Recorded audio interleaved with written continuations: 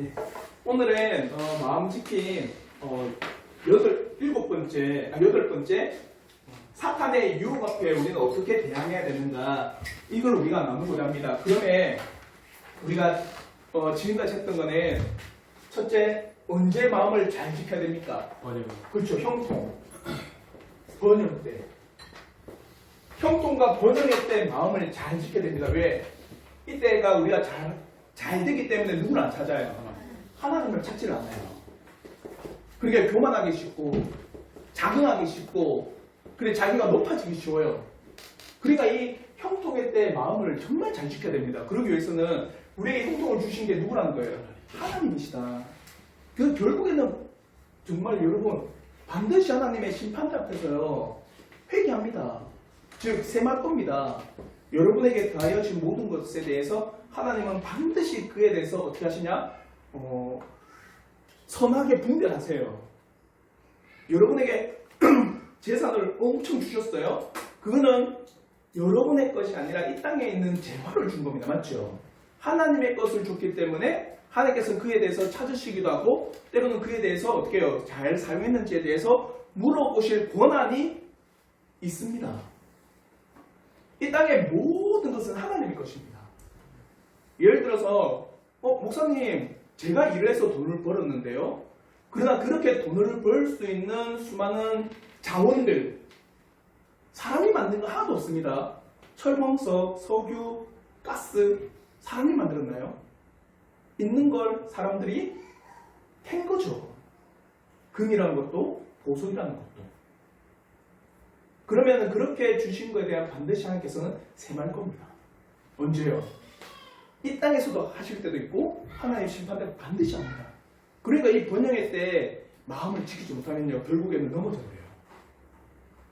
그러면 이런 번영의 때가 있는 반면에 또 어느 때가 있습니까? 역경의 때. 역경의 때도 어떻게 하냐, 하나님을 뭡니까? 이때는 찾을 수 있겠지만 거의 많은 역경을 만났을 때 사람들이 하는 말이 뭡니까? 그렇죠, 원망합니다. 하나님 어디에 있습니까? 이러면서 나에게 왜 이런 고통을 주십니까? 이러면서 원망을 해요. 그럼 결국에는 어떻게 합니까? 하나님, 당신은 참신이 아닙니다 하고 떠나버리는 거예요. 많은 그리스도인이 여기서 넘어집니다. 왜요? 많은 그리스도인이요 교회 오는 이유가 뭡니까? 그렇죠. 잘 되려고. 한마디로 잘 된다고 하는 건 뭡니까? 복 받기 위해서. 그러니까 교회 왔는데 어떻게 해요? 와, 이번에 누가 전도해서 교회 왔는데 그래 신이 나를 사랑한다니까 교회 왔는데 어떻게 해요? 오는 길에 교통사고 났네. 아, 역시 나는 하나를 믿으면 안 되는구나. 많은 성도들이 이렇게 이야기합니다. 그러면서 자기가 일어난 그 사고에 대해서 하나님과 연관지으면서 하나님을 거부해요. 역경의 때를 참 조심해야 됩니다. 그러려면 역경의 때는 이 역경을 우리가 당할 때는 하나님께서 우리를 그렇죠 연단시키시고 때로는 성장시키시고 그리고 역경의 때 더욱더 큰 하나님의 사랑을 경험하라. 이거예요. 우리가 자녀를 양육하다 보면 조금 어렵고 힘든 자녀가 더 우리가 마음이 쏘여요. 건강하고 잘 성장하고 잘 먹고 이런 자녀들은 그래 나 물론 내비두면 안 되겠지만 그 자녀도 우리가 마음 쓰지만 더 신경 쓰이고 어떤 자녀예요? 아프고 때로는 어렵고 힘든 자녀들에 우리가 더 신경 쓰입니다. 부모님들 보십시오. 속된 말로 이런 말 하잖아요. 뭐라더라? 돈 많은 아들은 누구 아들이라고? 그건 몰라요. 돈 많은 아들은 나 처갓집 아들이고 똑똑한 아들은 나 아들이고 돈 없고 빚 있는 아들은 허약하고 빚 있는 아들은 내 아들이다. 이렇게 이야기를 해요. 그럼 그 말이 뭐냐면 끝까지 부모님이 어려운 자녀에게 신경이 더 쓰인다는 거예요. 끝까지 돌봐주는 겁니다. 역경의 때 하나님의 더 깊은 사랑이 있다는 거예요. 그걸 기억하셔야 돼요. 그리고 또 세 번째는 언제입니까? 세 번째, 교회가 그러니까 환란에 휩싸일 때, 교회가 큰 환란에 휩싸일 때 사람들은 마음이 떠나버려요. 왜냐? 와, 하나님 그래서 교회를 세웠는데 교회가 이상하네, 무너지네, 안갑다면서 확 떠나갑니다. 그러면서 우리가 주의해야 되는 건 여기서 교회라고 할 때는요, 어떤 교회? 그 참교회, 하나님의 참된 교회의 표지가 있는 교회, 오늘날 말하는 수많은 그런 교회를 말하는 게 아니고 참교회는 결코 무너지지 않습니다. 무너져 보이지만 어떻게 해요? 하나님께서는 반드시 그 교회를 세우십니다. 왜요? 그렇죠. 교회는 예수 그리스도의 몸이다. 이걸 꼭 기억하셔야 돼요. 교회는 예수의 몸입니다. 예수의 몸이 누가 돌보는 거예요? 그래, 예수께서 돌보시는 거예요. 여러분 몸을 누가 돌봅니까? 여러분 자신, 머리가 돌보는 거예요. 아프다는 신호는 어디로 갑니까? 유전을 통해서 신경에 전달되고, 신경을 통해서 우리의 마음에 전달되고, 마음을 통해서 어떻게 병원 가라. 맞죠? 아니에요? 그 유전 신경이 딱 끊어지는 순간에 그 사람은 감각을 잃어버리는 겁니다. 예수 그리스도의 몸이다. 그럼 예수께서 머리시고 이 교회는 누가 세우시고 치유하시고 고치시고 싸매신다? 예수께서 싸매신다. 그걸 기억하셔야 돼요. 그리고 또 네 번째는 어떤 시절입니까? 생명의 위협이 받을 때. 한마디로 네 번째는 생명이 위협당할 때. 우리 이거 한번 우리나라에도 한번 옛날에 김선일 씨 아세요? 아프간에 선교를 갔다가 참수당했잖아요. 그러니까 나머지는 샘물교회 성도들, 그런 위협을 당할 때 우리의 마음이 떠나기 쉽습니다. 초대교회 때 이런 일들이 비일비재했어요. 자신의 생명이 경각에 달릴 때 예수 그리스도를 뭡니까? 부인하고 예수를 어떻게 해요? 참 내 구주제가 아니라고 인정하지 않는 그런 일들이 생깁니다. 그러나 이 생명이 위협받을 때 여러분 꼭 기억하셔야 되는 거예요. 우리는 이 생명이 닿은 순간 어디에 갑니까? 하나님 앞에 갑니다. 즉 이제는 우리의 생명이 위협받을 때 결국에는 우리는 생명은 누구의 것이다? 하나님의 것이기 때문에 우리는 하나님 앞에 나아가는 길이다. 천루역정의 맨 끝에 뭔지 아세요? 천루역정의 맨 끝에 그 크리스천이 끊임없는 고난과 어려움과 역경을 다 이기고 유혹을 다 이기고 나서 하나님의 도성을 딱 눈앞에 있는데 그 앞에 뭐가 있는지 아세요? 그 앞에 뭐 있는지 아세요? 꼭 천루역정 읽어보시면 우리의 길 같아요. 맨 앞에 죽음의 강이 있습니다. 그 인도자가 말해요. 이 강을 건너야지만 어디로 간다? 하나님의 도성에 갈 수 있습니다. 크리스천이 그 죽음의 강을 뛰어들어서 어떻게 해요? 죽음의 강을 건너자 눈을 뜨니 어디에 있는 줄 아세요? 하나님의 도성에 있었던 거예요. 꼭 기억하세요. 우리의 생명의 위협을 받는 게 어려운 게 아닙니다. 고통스러운 게 아니에요. 우리의 진정한 고통은 어디에 있는지 아세요? 하나님을 모르고 지옥에 있는 게 제일 큰 고통입니다. 육신의 위협은요, 그 순간뿐입니다. 그래서 여러분이 육신의 위협을 당할 때, 그래, 이후에 나에게는 영원한 하나님의 나라가 있음을 꼭 기억하십시오. 그래서 담대하십시오. 그리고 네 번째, 다섯 번째 뭐냐? 궁핍의 때. 한마디로 궁핍이 뭡니까? 돈이 없을 때, 그 말이에요. 재정적으로 힘들 때. 한마디로 1번, 5번 궁핍한 때 사람들은요, 하나님을 떠나는 경우가 많아요. 그래서 이런 핑계를 참 많이 댑니다. 내가 먹고 살만 해야지 누굴 믿는 거예요? 하나님 믿는다는 거예요. 내 코가 석자인데 지금 내가 당장에 먹고 마실 때거리도 없는데 무슨 신이 있고 무슨 하나님이 있고 무슨 예수가 있냐? 금강산도 식후경인데 그게 가려면 내가 좀 먹고 살아야 되지 않냐? 그래서 마음이 궁핍한 때 사람들이요 넘어집니다.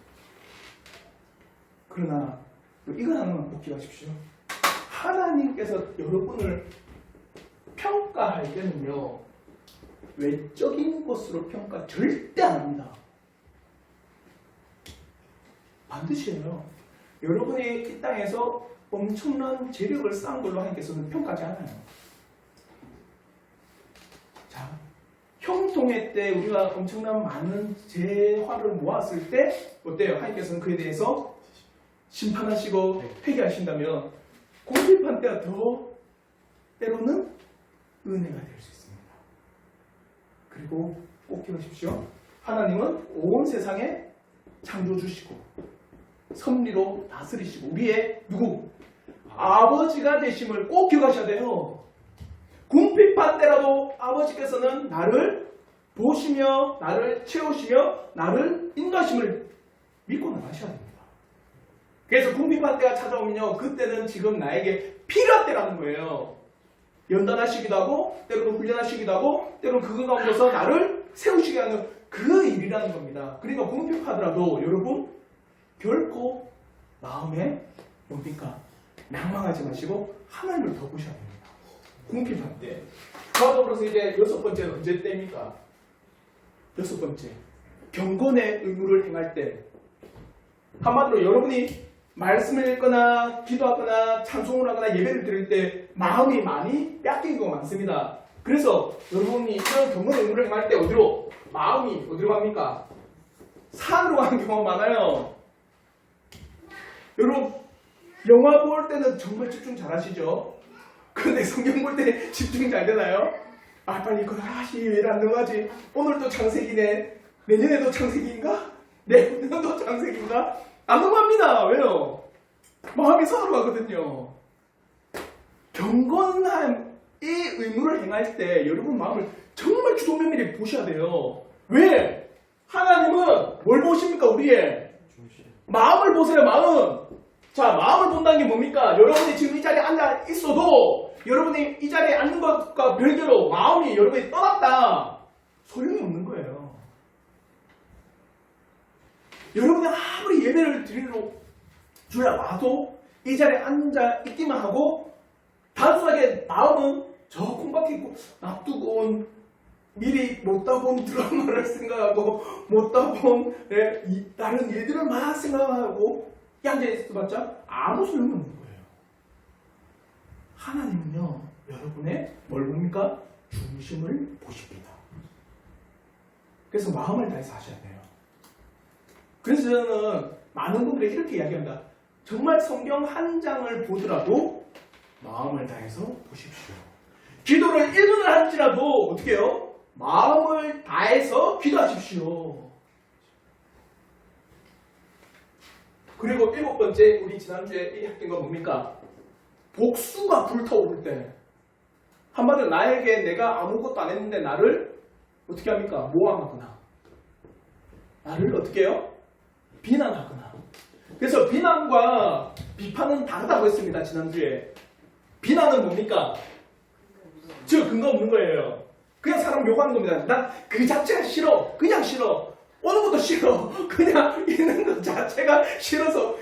왜 싫은데 하면요 이렇게 이야기합니다. 이유 없어. 그냥 싫은 거야. 그 비난입니다. 결코 그래서는 안 돼요. 그러나 비판은 뭡니까? 비판 근거가 있어요. 그거는 잘못된 거다. 그래서 그렇게 하지만 이게 비판입니다. 그래서 나를 모함하거나 비난하거나 모욕 주거나 그럴 때 우리의 마음에서 뭐가 끓어오릅니까? 분노가 차오르요. 그래서 살인하지 마라. 그 분노가 차올라서 우리가 복수하고 싶은 거예요. 이거는 많은 사람들이 대부분 사람들이에요. 실제로 저 같은 경우도 오늘 집사람이 어제 학교 가는데 깜빡이도 안 켜고 갑자기 우측에서 뛰어들어 들어온 거예요. 내가 너무 놀래가지고 좌회전 켜서 가서 바로 또 앞질러서 가니까 집사람이 또 봐라 마음을 다스려야 되지 않나 이러면서 마음 순간 뭡니까? 남자 운전하면 맞죠?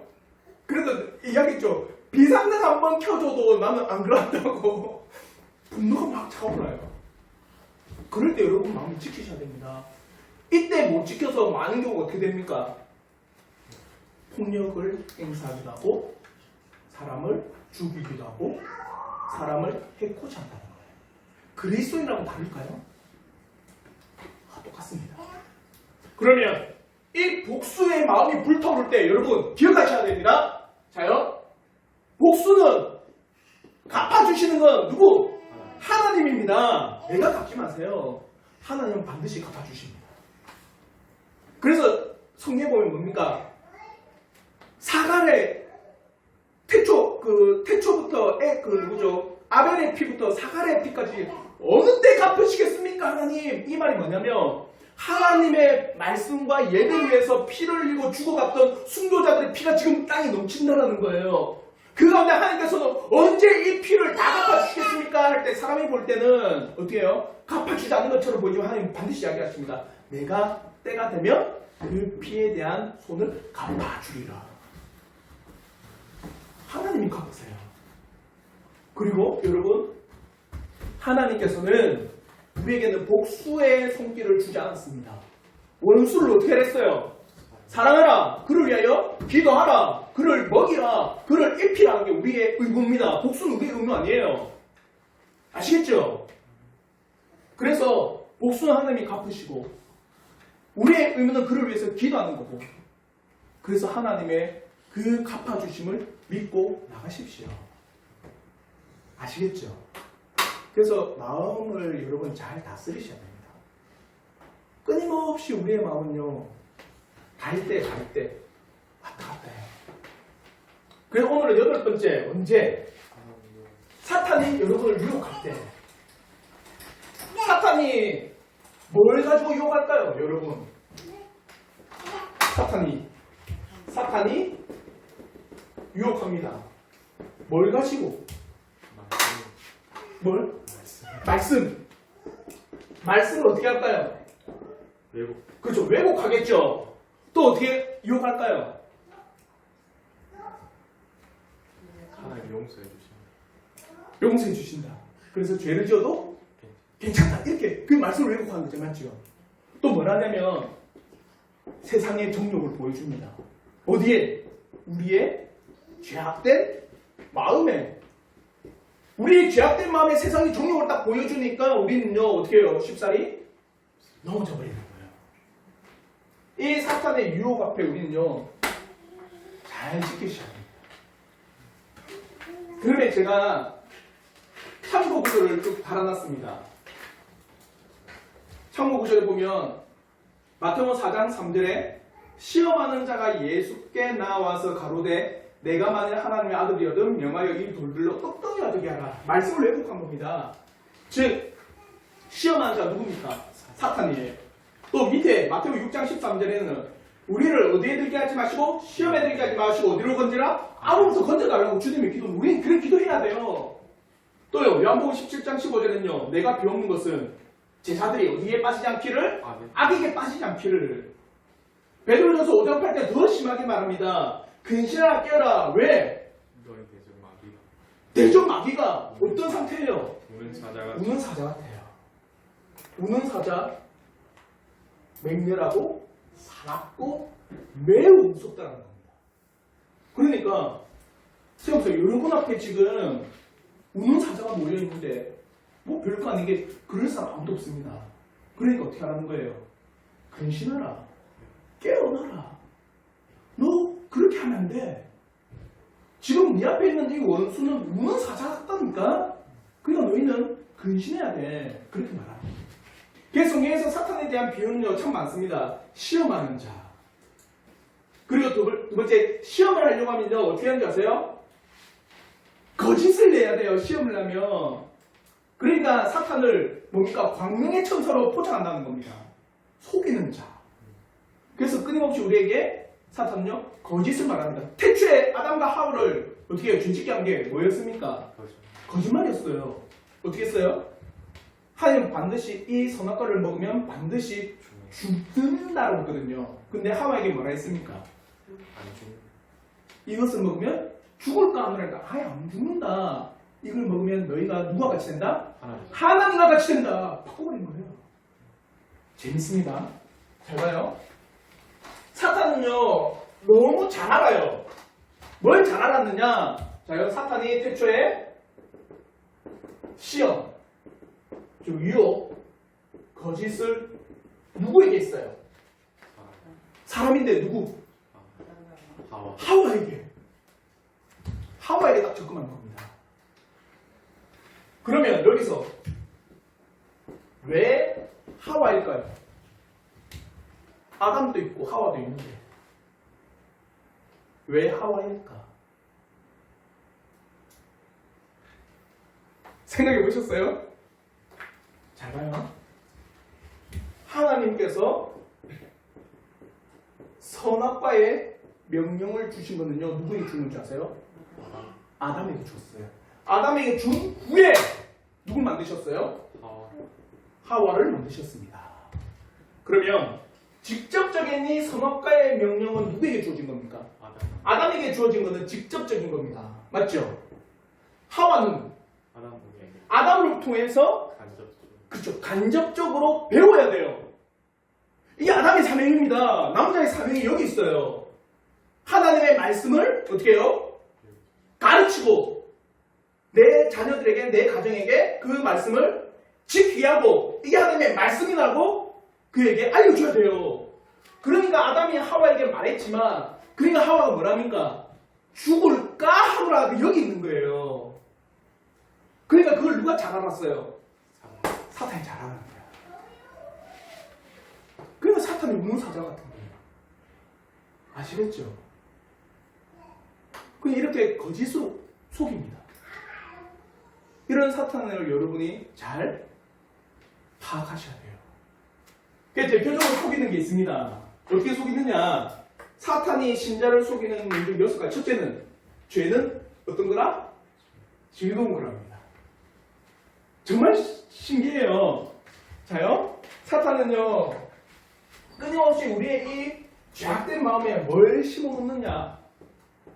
죄 vs 경건이라고 하는 이거 상호 작용 가운데 경건이라고 하는 거는 끊임없이 우리의 마음에 뭘 심어놓냐? 지루하다. 내일 해도 된다. 그거는 조금 미뤄도 상관없다. 끊임없이 경건에 대해서는요 별로 뭡니까?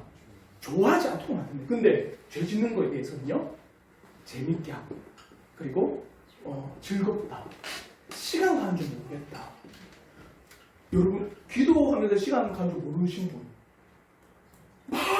막 열심히 하고 나오는데 눈이 시간을 딱 떠보니까 5분 지났네. 거의 안 그래요?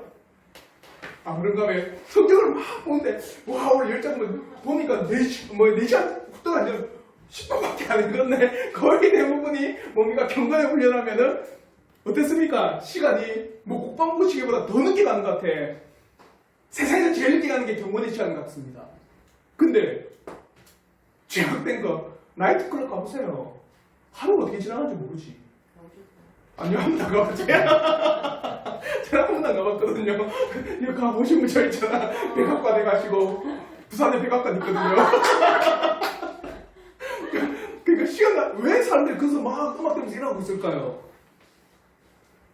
그래서 다들 그 나오면요, 와 시간 가는지 모르겠다. 그래서 사탄 끊임없이 죄는 즐거운 거라고 외칩니다. 경건은 지루하다. 다음 해도 돼. 그래서 미루게 합니다. 그래서 제가 질문을 받았어요. 신앙의 의무를 행하지 않고 미루고 세상의 즐거움을 행하면 어떤 마음이 듭니까? 한마디로 극단적으로 이렇게 생각, 주일날 예배 안 드리고 예배 빼고 어디요? 여행 갔다 오는 겁니다. 그런데 어떤 마음이 들까요? 죄책감?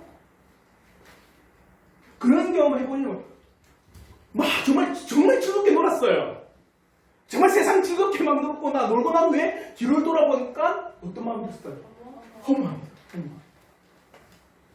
잘 보세요. 경건의 의무를 행하면서요, 단 어떤 사람도 허무함 안 듭니다. 정말 신기해요. 기도하거나 말씀을 읽거나 찬양을 하거나 아니면 하나님에 대해 아는 그 가운데 있을 때죠, 어떠한 사람도 허무한 마음 아무도 안 듭니다. 실제로요. 근데요, 죄를 짓는 일 밤새도록 게임하고 뒤로 딱 돌아보면요, 있지? 이런 생각 들어요. 제가 옛날에 첫 신앙생활 할 때, 근데 그 당시 저 노래방, 많이 가시죠? 안 가요? 노래방 2시간 막 노래 부르고 나왔어요. 험한 거예요. 난 뭐 했지 2시간 동안? 그 순간은 딱 즐거운 겁니다. 근데 돌아오면은 아무것도 없어요. 사탄이요 여러분에게 죄는 즐거운 거라고 끊임없이 유혹합니다. 그럴 때 여러분 이렇게 하셔야 돼요. 자요. 잠언 5장 3절부터 5절의 말씀. 우리 한번 잠언 5장 3절부터 5절 말씀 우리 한번 다 같이 한번 읽어볼게요. 시작. 대저 음녀의 입술은 꿀을 떨어뜨리며 그의 입은 기름보다 미끄러우나 나중은 쑥같이 쓰고 두날 가진 칼같이 날카로우며 그의 발은 사지로 내려가며 그의 걸음은 수올로 나아가나니. 뭡니까? 처음에는 꿀과 같이 달아요. 즐거우니까 재미나고 즐겁고 시간 가지 모르는데 처음에 좋죠. 그러니까 달콤합니다. 꿀처럼. 근데 나중에 어떻게 되는 겁니까? 쑥과 같이 쓰게 되고 두날 가진 칼같이 날카로워서 우리를 어디로 끌고 갑니까? 스올. 어디로? 지옥으로 끌고 간다는 겁니다. 그거 아시죠? 개구리 시험하는 거. 뜨거운 물에 넣으면 바바박 하면서 도망갑니다. 개구리는요. 근데 찬물에 넣고 나서 어떻게 해요? 천천히 그 물을 데우는 거예요. 천천히 그 물을 끓게 만들면 개구리는 절대 안 띱니다. 자기가 익어가는 순간까지도 어떻게 해요? 개구리는 가만히 있습니다. 흡사 그게 우리예요. 지금 사탄은 그렇게 유혹합니다. 여기서 쑥은 뭐냐? 우리가 오늘 말하는 쑥과 같이 쓰다? 와, 우리나라 사람 좋겠네. 쑥 좋아하잖아요. 맞죠? 쑥버무리, 쑥털털이, 쑥국 맞지 않나? 그 쑥떡 막 엄청 좋아하는데 이게 여기서 말하는 쑥은 그런 게 아니에요. 뭐냐? 강한 독성을 지니고 있는 독초입니다. 먹을 수 있습니까? 못 먹어요. 쓰다는 거는 히브리어로 마라입니다. 마라탕? 마라 뭐냐? 고통이가 괴로움이라는 겁니다. 지금은 꿀과 같이 달콤해요. 근데 나중은요 여러분에게 고통이 되는 걸 아십시오. 그래서 죄를 짓는데 경건의 의미보다 죄를 범하는 일에 즐거워하는 그 마음이 생길 때요. 여러분 꼭 이 말 하십시오. 나중에 나를 죽이는 거다. 나중에 나를 이건 어디요? 쑥과 같이 독초로서 나를 괴롭게 만드는 게 지금 이 시간이라는 걸 꼭 기억하십시오. 아시겠죠? 제일 처음으로 사탄은 그렇게 유혹합니다. 죄를 즐겁게 만듭니다. 그래서 밑에 보면 존 플라벨 목사님 뭐라 했느냐? 신자의 즐거움은 어디에 있다? 하나님을 기쁘시게 하는 것이 신자의 즐거움이다. 신자의 즐거움은요, 하나님을 기쁘시게 하는 겁니다. 세상의 즐거움이 아니라. 아시겠죠? 두 번째, 뭐라고 유혹하느냐? 당신이 범하는 죄는 아무도 모른다라고 유혹합니다. 한마디로 그리스도인이 죄를 범하려고 하는데 담대하게는 아무도 안 범합니다. 뭐라고 하지 아세요? 마음에 이거 해도 되나? 이런 생각이 딱 들어요. 한마디로 내가 지금 어떤 죄에 대한 일을 할 때 이래도 되나? 이런 생각이 딱 듭니다. 그 순간 사탄이 뭐라 하냐? 아무도 안 봐. 해도 된다. 뭐 해도 돼. 뭐 이래도 된다. 해도 돼. 그게 아니고 아무도 안 봐. 아무도 안 보니까 어떻게 해요? 우리는요. 마음에. 아무도 안 보니까. 괜찮아. 괜찮아. 그래도 아무도 안 보니 괜찮아. 이러면 안 됩니다. 사탄이 이렇게 속여요. 근데 재밌습니다. 아무도 죄를 보지 않는다고 하는 사탄의 논증에 대해서 반박은 뭐냐? 누가 보십니까? 하나님 보세요. 하나님은 반드시 보십니다.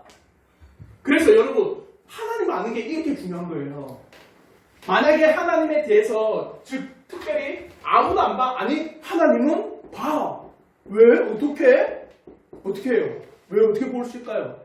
하나님은 그렇죠. 무소부재하신 하나님이기 때문입니다. 무소부재가 어디입니까? 어디에는 안 계시는 곳이 없다. 다른 말로 해서 모든 곳에 다 하나님은 계신다. 그 하나님 이런 하나님 알면은 아무도 안 봐? 뭔 소리 하냐? 하나님은 보십니다. 그렇죠. 요셉과 같이. 보디발의 아내가 유혹했을 때 요셉은 뭐랍니까? 아무도 안 보지만 하나님은 보십니다. 그래서 하나님 앞에 나는 이 죄를 범할 수가 없습니다. 라고 외치는 거예요. 사탄이 여러분을 유혹할 때 아무도 안 봐? 아니, 하나님은 보십니다. 기억하십시오. 첫째, 죄에 대해서 즐거워할 때는 어떻게 해요?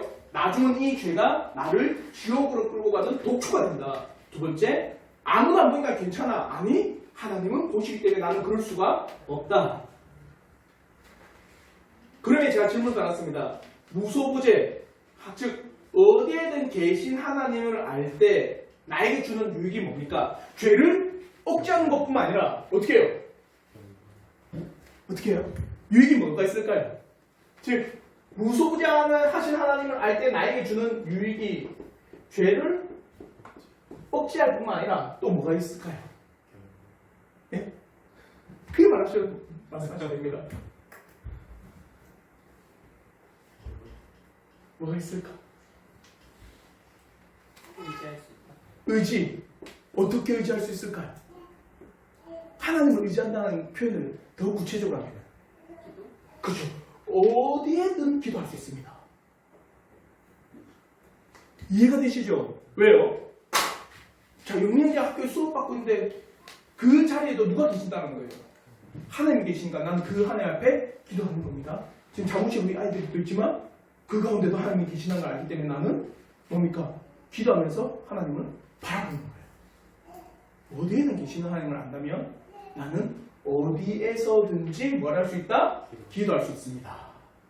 그게 하나님을 의지하는 겁니다. 그래서 세 번째 뭐냐? 죄를 지음으로 인해서 너는 뭘 얻는다? 이익을 얻는다는 거예요. 이익을 얻는 거. 다른 말해서 야 죄 예배 그거 좀 쉬고 뭐 해라? 돈 벌어. 주일 좀 쉬고 네 가정을 위해서 더 열심히 특근도 하고 야근도 하고 하기 싫지만 그 가정을 위해서 일을 해서 돈을 더 많이 벌 수 있는 거 아니야. 그렇게 해도 너희는 이 땅에서 어떻게 풍요롭게 살 수 있는 게 여기 있다는 거예요. 그래서 죄를 범함으로 인해서 너에게 주어지는 이익, 그걸 보라는 겁니다. 오늘 보십시오. 많은 사람들. 제가 유튜브 짤에 보면, 유튜브 짤이 아니라 그 페이스북 보면, 짤 보면은 정말 많이 나오는 영상이 하는 중에 뭔지 아세요? 그 중고차 피해를 보신 분에 대한 그 영상이 정말 많이 올려와요.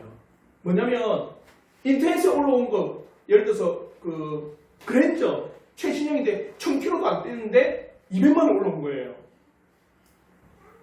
그거 다 거짓말이죠. 그런데 그 사람들이 우와 200만 원이나 싸다 해서 올라딱 와서 갔는데 뭡니까? 그 그랜저는 팔렸다 하면서 다른 차를 막 보여주는 겁니다.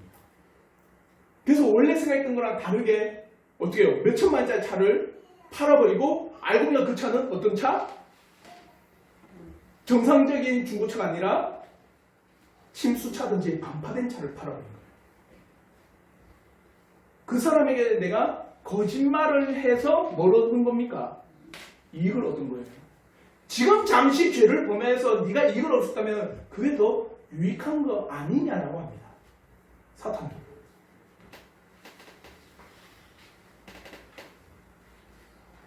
그럼에 있어서 우리는 이런 질문을 하셔야 돼요. 이런 마음이 들 때 지금 당장 내가 죄를 지음으로 이 땅에서 이익을 얻을지 몰라도 내 영혼을 죽음에 이르게 할 정도의 이익이 되는가? 한마디로 이겁니다. 여러분이 이 땅에서 내가 이 뭡니까? 죄를 범해서 오는 유익의 그 뭡니까? 값어치, 이 죄를 범함으로써 얻는 유익에 대한 그 값어치랑 뭘 비교해보라는 거예요? 여러분의 영혼을 비교해보라는 거예요. 뭐가 더 가치 있어요? 사탄은 끊임없이 그걸 바꿔버립니다. 영혼은 가치가 없다 여기게 만들어요. 그 여러분 꼭 아셔야 됩니다. 이 땅에서 잠시 죄를 범한 얻는 유익보다 내 영혼은 비교할 수 없는 가치가 있습니다.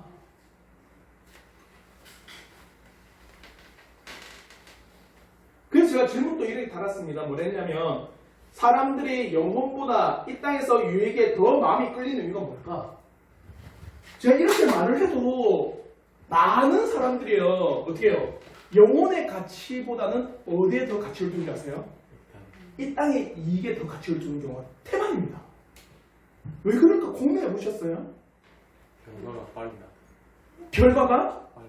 빨리 나타난다. 이 결과가 빨리 나타난다라고 하는 것을 조금 더 지식적인 말, 아니요 조금 더 어떻게 해요?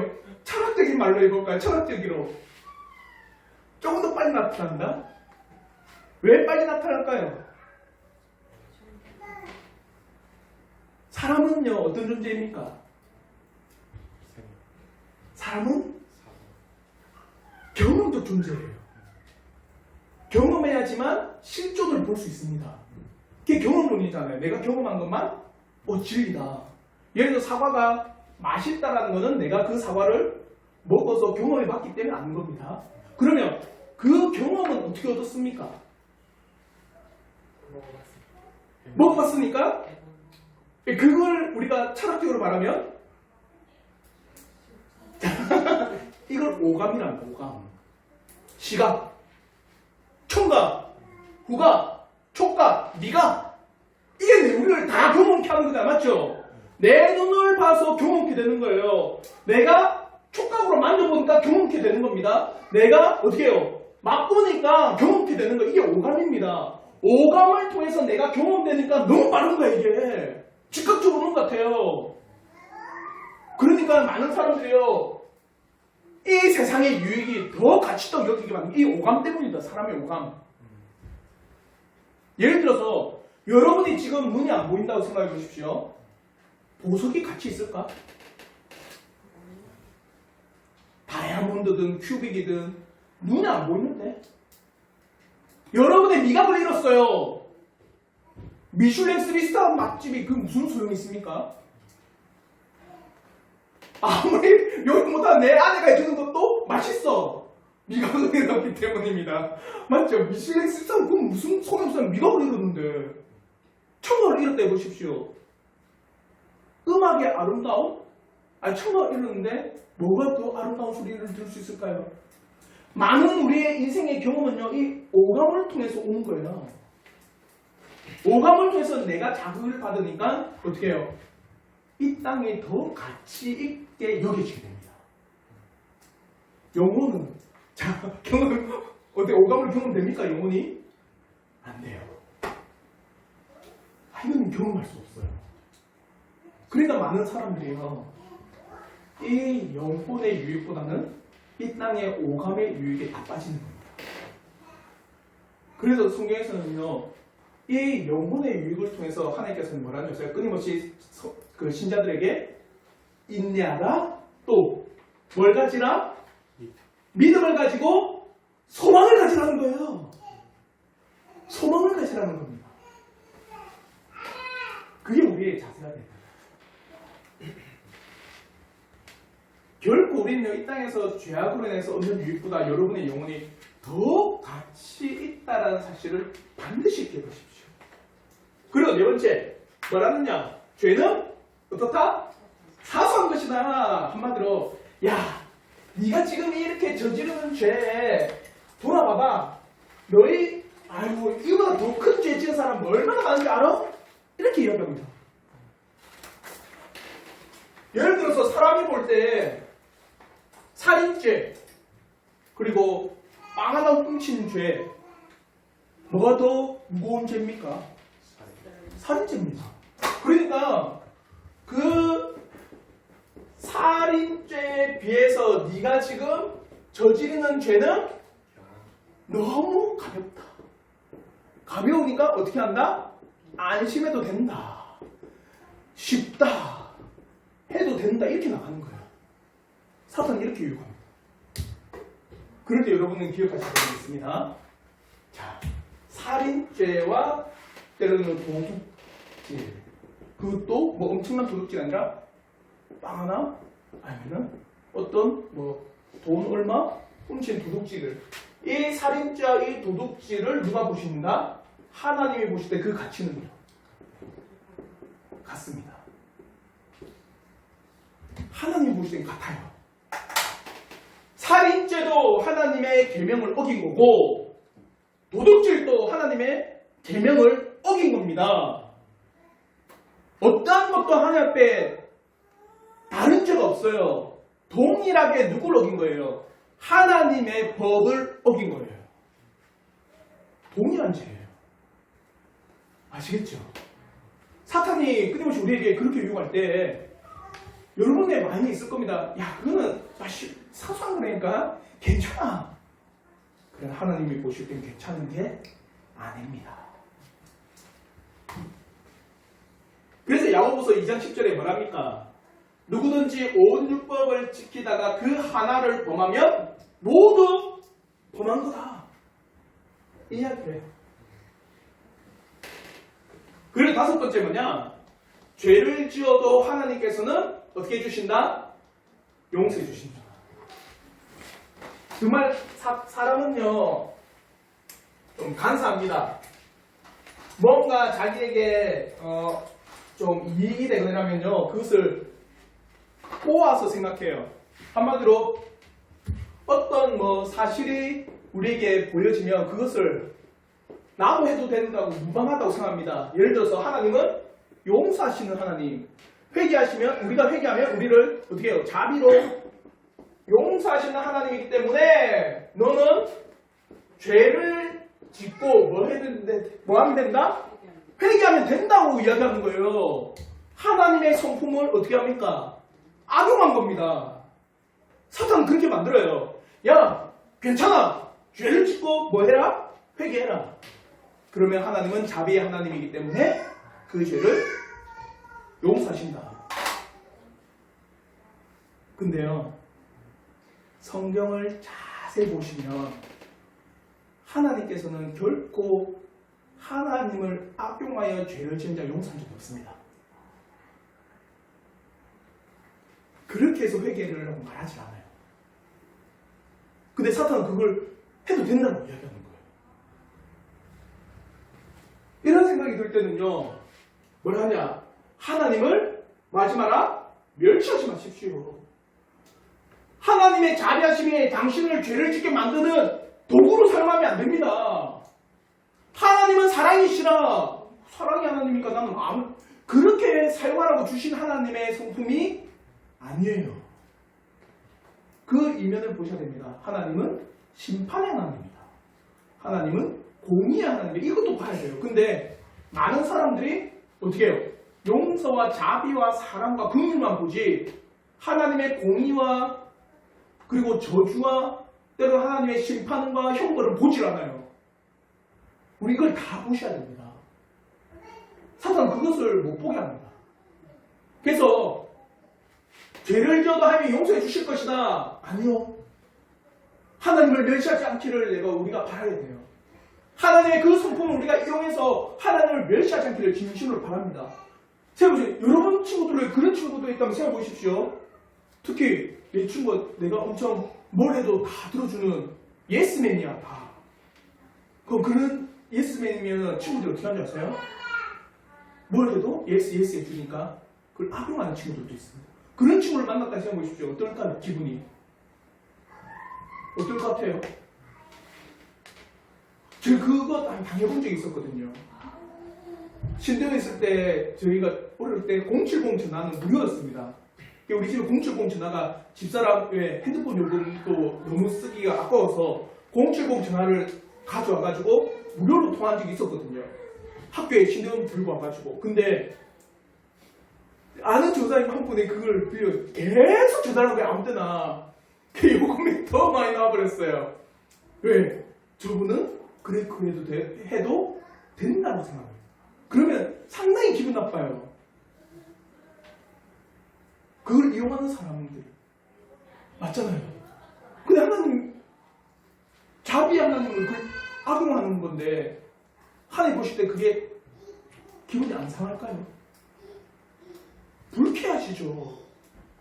결국 하나님의 성품을 이용하지 마십시오. 사탄이 그렇게 우리를 유혹해도 어떻게 해요? 하나님의 성품을 이용하는 것은 결코 되지 않습니다. 그래서 로마서 2장 4절에 이렇게 말씀하는 겁니다. 우리 한번 로마서 2장 4절 말씀 우리 한번 다 같이 한번 읽어보겠습니다. 시작. 혹 내가 하나님의 인자하심이 너를 인도하여 회개하게 하심을 알지 못하여 그의 인자하심과 용납하심과 길이 참으심의 풍성함을 멸시하느냐. 결국 이래서는 안 돼요. 우리는 하나님의 성품을 배우고 하나님의 성품을 가지고 겸손하게 살아가야 돼요. 그리고 6번째 뭡니까? 성경의 수많은 신앙의 선조들도 뭐 했다? 죄를 범했다는 거예요. 야, 간음? 누가 범했습니까? 간음? 야, 다윗도 저질렀지. 아니, 더 특별히 다윗은 살인죄도 했는데 모세 사람 죽였어. 그리고 뭡니까? 사무엘 자녀 교육 엉망이잖냐. 아이, 뭐 성경에 수많은 사람들도 그래. 네가 그 사람보다 뛰어나? 여기 다윗보다 훌륭하신 분, 아니 모세보다 훌륭하신 분. 근데 모세는 살인죄를 저질렀거든요. 다윗은 가늠과 살인죄를 저질렀는데. 그래서 사탄은 끊임없이 그 이야기입니다. 성경을 딱 들으면 야, 봐라. 믿음의 선조들도 그렇게 죄를 범는데 네 수준에 그거 안 저지른다고? 그러니까 나 신경 쓰지 말고 죄를 지으라고 합니다. 그런데 여러분 꼭 기억하십시오. 성경에 그렇게 우리의 믿음의 선조들의 죄가 기록된 것은 우리 보고 죄를 지으라는 걸까요? 아니면은 그것을 보고 너희는 그렇게 하지 말라는 걸 뭘까요? 이거겠죠. 다른 말로 해서 우리가 좀 고상하게, 자, 이걸 사자성어로 뭐라 합니까? 반면교사 또 있어요. 반면교사도 있고, 그죠? 타산 지성 삼아라. 반면교사를 삼아서 너는 그렇게 하지 말라는 겁니다. 타산 지성을 삼아서 어떻게 해요? 너는 그렇게 하지 말라는 거예요. 성경에 그렇게 위대한 인물들의 죄를 기록한 거는 죄를 짓기에 너희가 담대하라는 것이 아닙니다. 그러니까 너희의 죄를 보고 죄악성을 보고 너는 죄를 짓지 말라는 겁니다. 꼭 기억하십시오. 하나님 앞에 결코 성경은요, 우리의 모범적인 그리고 구원에 대한 책으로서 우리가 그렇게 하지 말아야 되는 것을 가르쳐 주는 겁니다. 근데 사탄은 뭐라고 합니까? 해도 된다라고 가르쳐요. 그게 성경을 왜곡하는 거죠. 그게 존 플라베르는 이렇게 이야기합니다. 경건한 자들의 범죄를 기록했으면 나에 대한 뭐라? 경고다. 너는 그렇게 하지 말라라는 경고란 말입니다. 그러면 저는 이 하나를 더 붙여요. 뭐냐? 그렇게 경고했는데도 불구하고 내가 그렇게 하면은 하나님 보실 때 어떤 마음일까? 더 괘씸하지 않을까?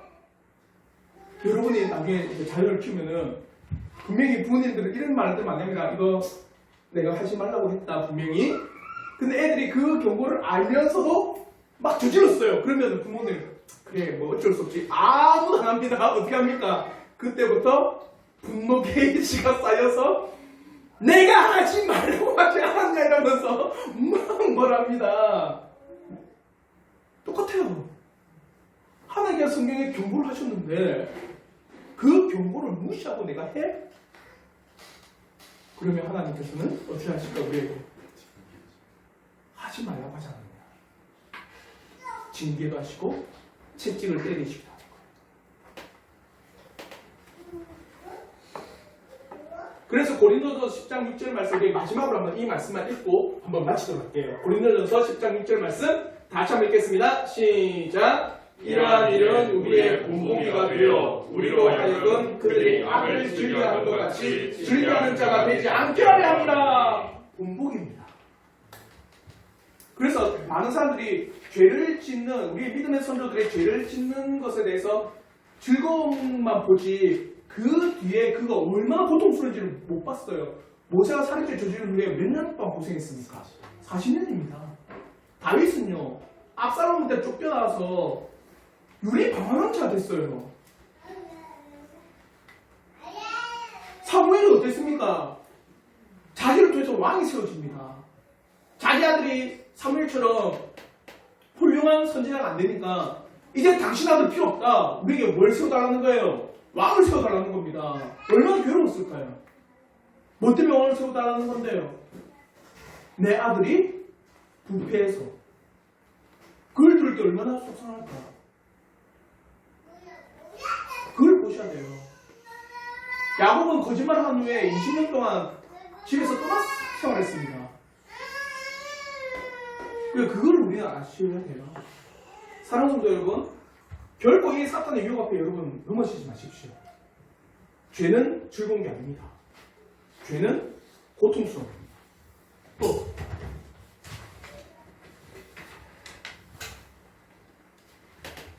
죄는 우리가 지을 때 아무도 보지 않는 게 아니라 누가 본다? 하나님이 보십니다. 죄를 통해서 얻는 이익은 결국엔 우리의 영혼의 가치를 무너뜨리는 겁니다. 그리고 죄는 사소한 것이 아니라 하나님의 법을 어기는 겁니다.